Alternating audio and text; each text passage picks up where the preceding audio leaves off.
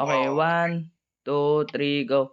We are the group 3 and we are on over dependence on ARPA in maritime operations.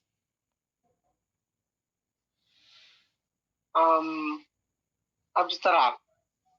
The excessive reliance on automatic radar plotting aid in ship navigation may have both positive and adverse consequences. While ARPA can enhance navigational efficiency and provide real-time updates on the ship position, depending too heavily on it can make navigation unsafe and lead to accidents like collision or running around. ARPA needs to be used wisely. People's skills need to be trusted, and we need to continue to learn how to ensure safe navigation at sea. The study emphasizes the need to maintain basic navigation skills, be conscious of technology, and continuously improve knowledge about safe navigation by taking into account actual situation and possible risk. Yung ARPA daw po ay kailangan natin makabisado ng paggamit at makakatulong sa atin na makapag-navigate ng safe at para maiwasan ng mga aksidente sa dagat. At ma-ensure ang pag-navigation natin sa sea. Kailangan din natin pag-aralan na i-maintain ang basic navigation skills para sa ship natin. Introduction. Emphasize reliance on automatic radar plotting aid in ship navigation can have both advantages and disadvantages. In the area of collision avoidance and situational awareness, ARPA technology offers valuable assistance. The risk of over-reliance on ARPA has been shown in past events and today's challenges, which can introduce unforeseen risks and compromise navigational decision and security. To ensure safe navigation, it is important to use ARPA wisely, trust the skills of people, and continue learning. We can safely maneuver through the sea without risk of excessive reliance on ARPA. We maintain basic navigation skills, be careful with technology, and continuously improve our understanding. Okay, next part.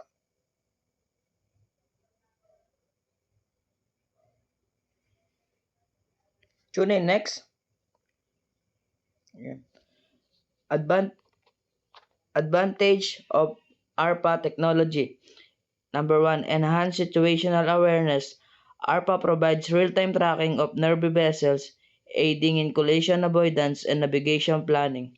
2, predictive capabilities. ARPA calculates and predicts the future position of radar targets, allowing for early assessments of collision risk and timely course adjustments. 3. Automation and efficiency.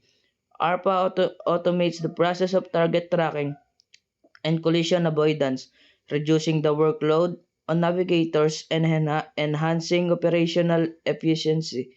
4. Integration with navigation system. Integration of ARPA with electronic chart display and information system ECDIS enables seamless correlation between radar and electronic charts, further enhancing navigational capabilities.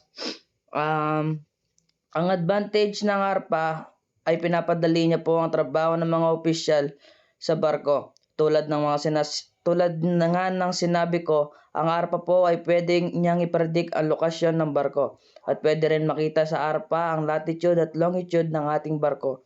Pwede rin itong kumuha ng bearing, pwede rin ang speed. Itutok lang ang cursor sa mga barkong gustong kunan ng speed at bearing ng ibang barko. Nakakatulong ito lalo na sa mga opisyal sa barko, less paperwork, less hassle sa trabaho. At ang kinagandahan rito, automation rin ito yung gumagalaw rin ng mga target nito. Gepar, next.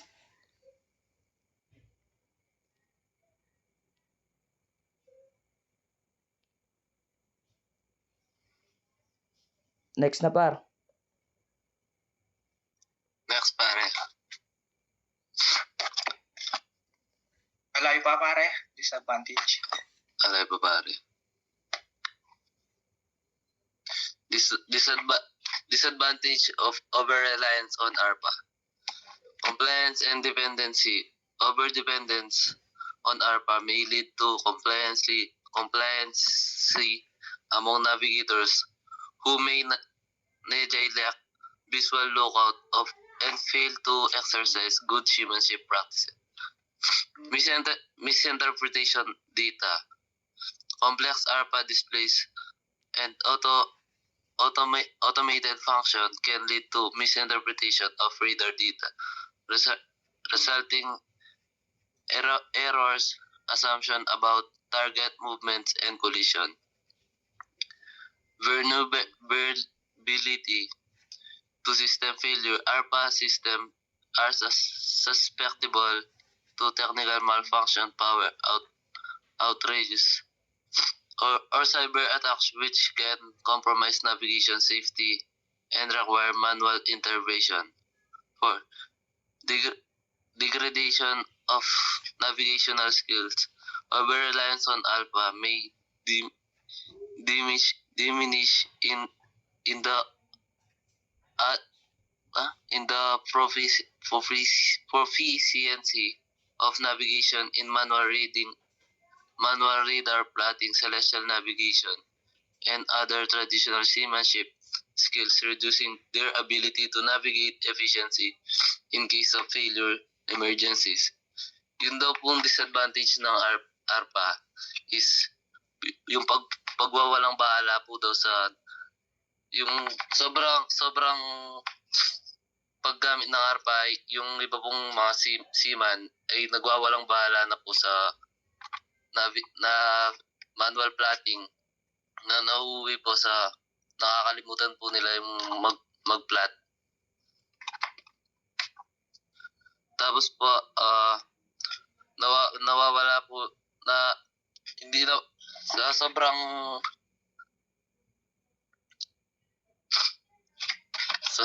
ano po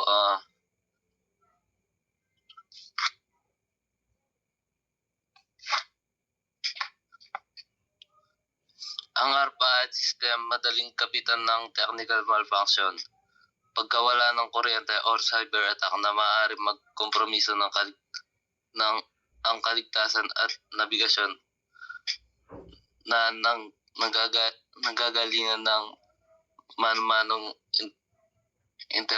intervention. Next, pare.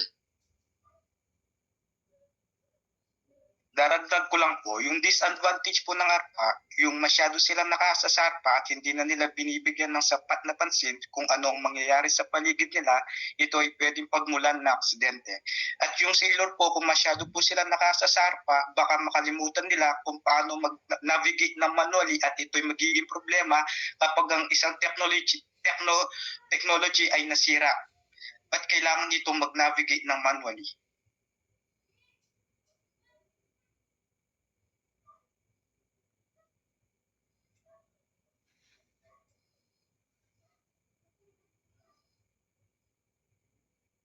While ARPA technology offers significant benefits in enhancing navigational safety and efficiency aboard ship, over-reliance on this technology can introduce inherent risks. By acknowledging the advantage and disadvantage of ARPA system, implementing mitigation strategies, and prioritizing human skills and judgment, maritime stakeholders can navigate the complexities of modern navigation while ensuring the safety and security of vessels, crew, and the marine environment.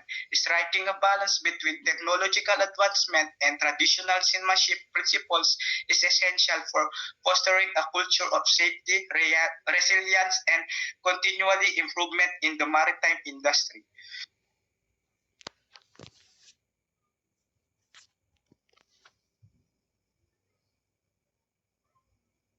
Kaya groups.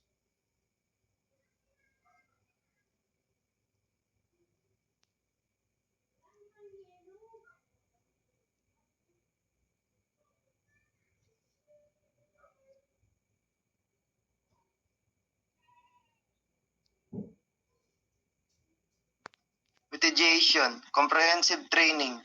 Make sure everyone gets good training that teach them how to keep eye out of dangers.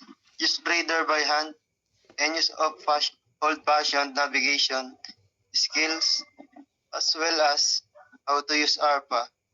2. Bridge Resources Management or BRM. Use bridge resource management to help everyone on the bridge work together better, talk to each other, and make decisions as a team.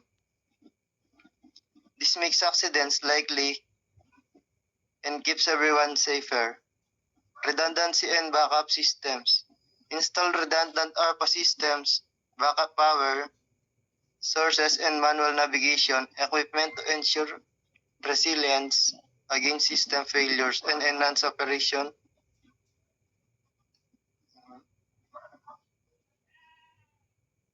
And operational continuity.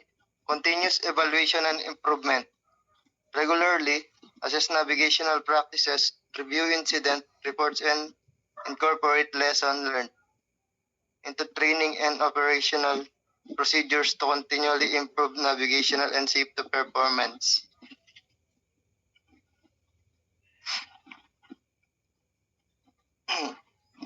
Tiyaking ang lahat ng mahusay na pagsasanay sa pagtuturo sa kanila kung paano bantayan o ang mga panganib. Gumamit ng radar gamit ang kamay at gumamit ng mga makalumang kasanayan sa pag-navigate.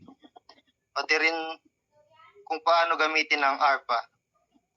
Gumamit ng bridge resource management upang matulungan ang lahat. Ang trabaho ng mas mahusay, magipag-usap sa isa't isa at gumawa ng desisyon bilang isang koponan. Ginawa nitong mas maliit ang posibilidad ng mga aksidente at mapanatiling ligtas ang lahat.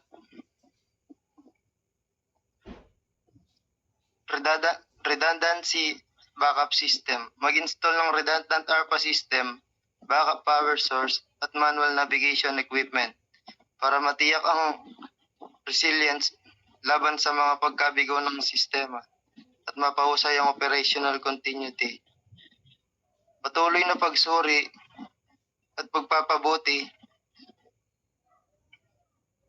ang mga kasanayan sa pag-navigate, suriin ang ulat ng insidente at isama ang mga aral na natutunan sa mga pamamaraan ng pagsasanay at pagpapatakbo upang ipatuloy na mapabuti ang kaligtasan sa pag-navigate.